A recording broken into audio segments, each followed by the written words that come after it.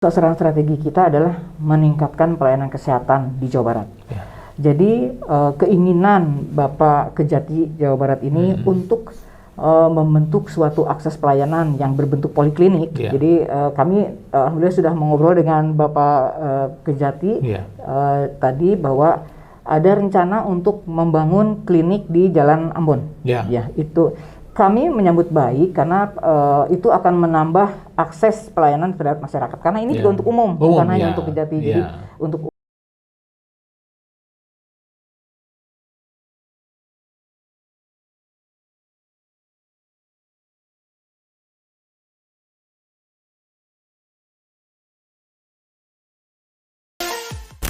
Assalamualaikum warahmatullahi wabarakatuh.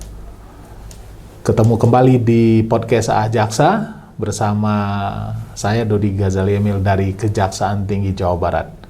Senang sekali masih bisa hadir episode-episode baru. Agak berbeda dari yang sebelumnya, kami akan mengulas mengenai kesehatan. Kesehatan yang akan terhubung dengan Kejaksaan Modern. Tentunya, Kejaksaan akan mengembangkan pelayanan kesehatan mandiri, baik dalam proses penegakan hukum maupun pelayanan bagi masyarakat. Kami mengundang Kepala Dinas Kesehatan Jawa Barat, Ibu Dr. Nina. Bu Nina, apa kabar? alhamdulillah baik. Sehat Bu ya? Alhamdulillah. Pakai baju pramuka berarti kita syuting hari Kamis. Iya, bukan tanggal 14. Oh, tanggal 14. Ya, tanggal 14 Saya pikir kita hari baju Kamis. pramuka. Tanggal 14 di Provinsi Jabar pakai baju pramuka. Iya. Terima kasih Bu sudah datang. Bu Nina, Ibu sehari-hari sebagai Kepala Dinas Kesehatan Provinsi Jawa Barat. Sudah berapa lama Bu? Mau 10 bulan. Mau 10 bulan ya. Jadi sebelumnya saya menjadi Direktur Utama Rumah Sakit Hasan Sadikin. Jadi Juni saya dilantik menjadi Kadinkes Jabar. Ya, kalau saya melihat ya, 3 tahun terakhir ini adalah 3 tahun terberat bagi tenaga kesehatan. Benar nggak Bu ya? Betul.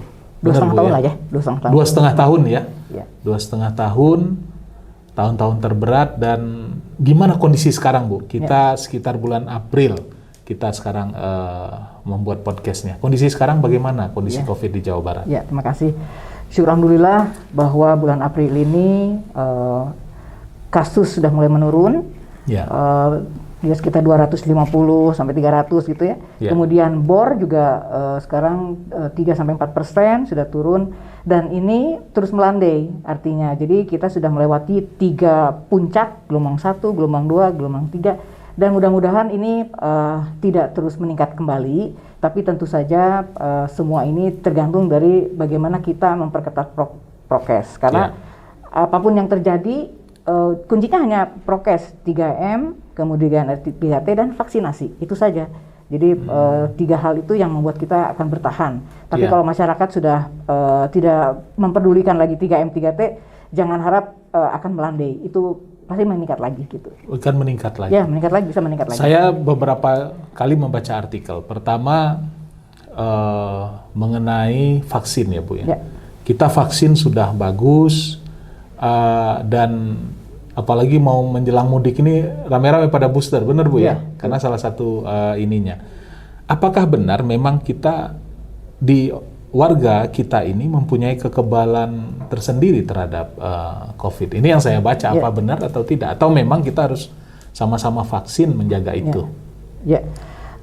Jadi kita harus ingat bahwa tidak seorang pun yang kebal terhadap virus COVID ini. Jadi salah satunya kita harus meningkatkan imun. Jadi ada orang yang memang imunnya sudah bagus, ya, yang orangnya sehat, kemudian gizi bagus, tapi ada orang yang tidak begitu optimal. Nah, jadi itu yang paling baik untuk menemukan herd immunity, jadi 80% dari sasaran tervaksin adalah dengan vaksinasi memang. Jadi harus fase 1 dulu ya, dosis 1, kemudian dosis 2 dan booster. Jadi kalau dosis 1 saja nanti ada tahap menurun, harus ditambah untuk memperpanjang optimalnya. Kalau sudah booster itu akan lebih lama lagi peningkatan dari antibodinya. Kira-kira booster itu bisa berapa lama Bu nantinya?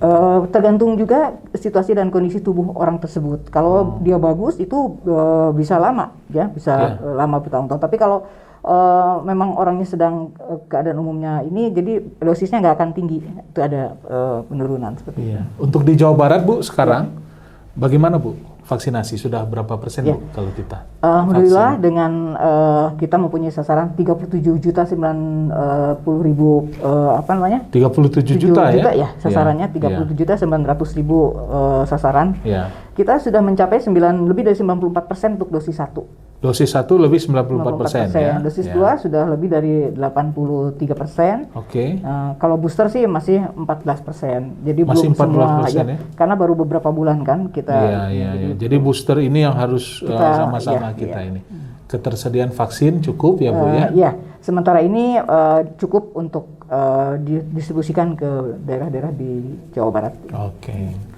Akan sangat menarik ya, Ibu waktu mungkin 10 bulan yang lalu masih Direktur Utama Rumah Sakit Hasan Sadikin. Langsung menghadapi COVID. Gimana sih Bu? Perasaan Ibu waktu itu? Saya juga, kita mendengar beritanya aja takut Bu. Jadi kalau saya bicara Hasan Sadikin itu lebih banyak lagi ceritanya, karena pasien pertama yang masuk Jawa Barat itu adalah ke Rumah Sakit Hasan Sadikin itu di awal Maret. Awal Maret 2020. 2020. Jadi kami belum siap sebetulnya, tapi kami sudah pernah menjadi rumah sakit rujukan infeksi, sehingga kami mempunyai tempat isolasi untuk dulu ada flu burung, SARS itu.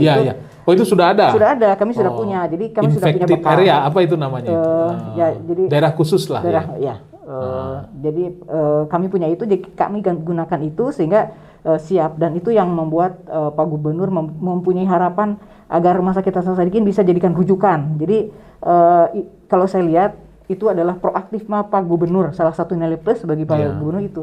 Jadi melihat peluang ini, mana rumah sakit yang siap Hasan Sadikin. Bapak tuh sampai 4 kali datang hanya tanya seperti ini, Bu, strateginya kalau pasien 50 bisa Pak, karena kami mempunyai gedung 5 lantai itu untuk infeksi gitu. Jadi kalau 5 lantai khusus infeksi ya Bu ya? Saya pakai akhirnya saya pakai COVID semua. Terus kalau lebih dari 50 ya kami 200 Pak, karena gedung itu 200 bed jadinya. Tapi kami kan harus menambah dengan tekanan negatif dan Bapak menyumbang ventilator aja yang harganya 600 juta tuh 4 langsung. 4 langsung. Jadi saya waktu awal COVID mandi itu sampai 3 kali. Begitu datang ganti baju, mandi siang, mandi pulang ke rumah mandi lagi gitu. Karena di rumah sakit kan banyak pasien, wartawan sebagainya. Nah, kemudian pindah ke beda lagi masalahnya. Kalau di sini program keseluruhan kan, jadi vaksinasi seluruh Jawa Barat, sangat berbeda memang. Berbeda ya Bu. Tapi deg-degannya masih sama. Deg-degan kondisi seperti apa waktu itu? Waktu Delta itu kan sangat waktu Delta itu karena rumah sakit kekurangan bed, sehingga di IGD kan kosong penuh nih. Bednya sudah penuh sampai melebar, kan ada yang ke halaman, tempat parkir segala macam. Kemudian oksigen kurang. Nah, jadi salah satu keuntungan di Jawa Barat, Ketua Satgas oksigennya bukan dari kesehatan tapi Pak Asda II, Pak Taufik ya. Jadi bisa langsung artinya ada perintah ke bawah dan kita bergerak sampai Jawa Barat lebih cepat bisa memperbaiki kekurangan oksigen. Kita bersyukur bisa melewati Bu itu Bu ya. Betul. Mungkin kalau boleh saya menilai salah satu sejarah yang benar-benar memprihatinkan selama Ibu menjadi tenaga kesehatan mungkin waktu saat itu, benar nggak Bu? Kalau Delta karena banyak yang meninggal parah Pak. Kalau yang Omicron ini cepat sekali meningkat, cepat sekali penularannya gitu. Tapi kan ringan gitu. Tapi harus hati-hati untuk yang lansia dan komorbid itu saja. Apakah ini masa depan Bu? Masa depan COVID ini seperti apa? Apakah menurut Ibu nih sebagai ahli kesehatan, pernah menjadi kepala rumah sakit, sekarang kepala dinas kesehatan, apa masa depan kita dengan COVID ini? Banyak lesson learned pada saat kita mendapatkan COVID. Tadi bahwa kita memang harus selalu proaktif, kemudian kita harus selalu transparan. Jadi kalau ada data itu berikan kepada masyarakat, berikan kepada semuanya agar kita tahu bagaimana membuat strategi-strategi agar kita daerah ini nih masih tinggi, apa yang harus kita bantu ke sana. Terus harus ada inovasi agar bisa mempercepat penyembuhan atau meningkatkan alat. Kan di Jawa Barat itu inovasinya ada membuat antigen yang memakai nasal, jadi hanya itu ada. Kemudian ventilator buatan anak Jawa Barat juga ada. Kemudian juga ada kolaborasi Pak Pentahelix itu luar biasa. Jadi di Jawa Barat itu Pak Gubernur menyampaikan bahwa semua dinas adalah dinas kesehatan. Artinya strategi COVID itu Disdik pegang peranan juga karena turun sampai ke bawah tuh SD dan sebagainya. Jadi semua kekuatan di Jawa Barat itu bergerak bersama-sama. Itu kelebihan Jawa Barat sehingga walaupun 1/5 penduduk Indonesia ada di Jabar, tapi kita bisa menyamai yang lain dalam persentase kan. Betul. Kalau kita berbicara Bali hanya 5 juta misalnya, itu sama dengan Kabupaten Bogor. Kita 50 juta, kan 49 juta lah. Jadi itu kelebihan kita bahwa apa namanya ya. Jadi ada komitmen yang sama dari atas sampai ke bawah itu semua bergerak. Ke depan apakah akan mulai hilang atau gimana? Jadi sampai sekarang tidak ada seorang pun yang tahu pasti apakah ini akan menjadi endemi, akan meningkat karena tergantung juga situasi di luar Indonesia juga. Kan sekarang Hong Kong, Cina meningkat nih. Iya, Hong Kong, Cina lockdown hari ini. Shanghai lockdown. Ya, jadi kalau misalnya kita tidak ketat di dalam hubungan itu keluar masuknya di bandara seperti itu, mungkin juga ada hal-hal lagi yang bisa meningkatkan di kita. Tapi yang pasti kalau kita ingin seperti sekarang aman, tadi jadi 3M harus selalu memakai masker, mencuci tangan, menjaga jarak, dan 3T. Jadi testing harus terus dilakukan walaupun sebetulnya sekarang kan orang sudah kalau sudah booster kan aman, tapi itu harus hati-hati kalau kita memang mencurigai kita kontak atau kita sudah pergi ke daerah mana itu tetap testing dan tracing. Jadi kalau ada yang positif tetap kita harus melihat orang sekitarnya untuk dites juga gitu. Tahun ini mungkin tahun terbanyak orang akan mudik. Oke. Yang masuk Jawa Barat tentu banyak, Bu. Selain mudik berwisata. Ya. Saya tahun inilah selama kita Covid ini tahun yang akan terbanyak karena kondisi sedang melandai. Bagaimana, Bu, kalau menurut Ibu perkiraan ke depannya ini? Nah ini harus hati-hati karena kita kadang lupa kalau dekat keluarga Pak. Kalau misalnya di kantor kita misalnya halal bihalal atau mudik itu tetap kita ada rasa bahwa waduh kita ingat prokes. Tapi kalau di rumah kadang-kadang suka merasa saudara kita nih pasti nggak positif. Jadi dibuka gitu. Jadi nasihat kita sih selalu dimanapun kita apalagi kalau ada saudara yang banyak itu kita tetap memakai masker, tetap jaga jarak.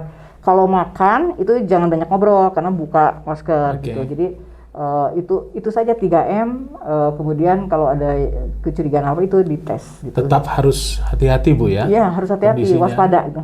Sudah dipersiapkan, Bu, kira-kira langkah ke depan setelah Lebaran kalau misalnya ada hal-hal yang mengkhawatirkan mengenai COVID? Iya, jadi Dinas Kesehatan Provinsi Jawa Barat sebetulnya sudah mempunyai strategi bagaimana kalau ini tetap melandai, malah tetap turun menjadi endemi atau meningkat kembali. Jadi kita mempunyai strateginya perubahannya pada preventif, promotif, dan terapi, terapi atau rehabilitatif.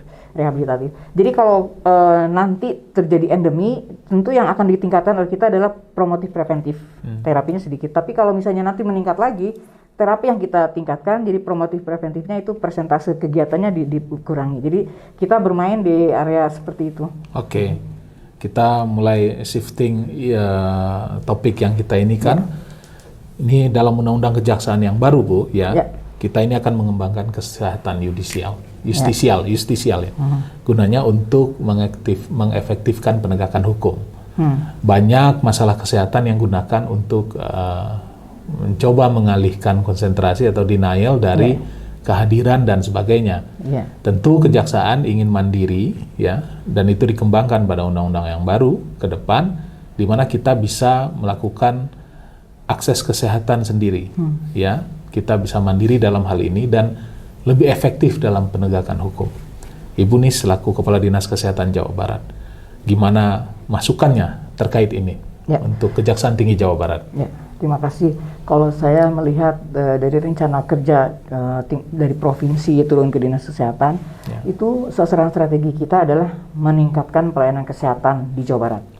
Jadi keinginan Bapak Kejati Jawa Barat ini untuk membentuk suatu akses pelayanan yang berbentuk poliklinik. Jadi kami alhamdulillah sudah mengobrol dengan Bapak Kejati tadi bahwa ada rencana untuk membangun klinik di Jalan Ambon.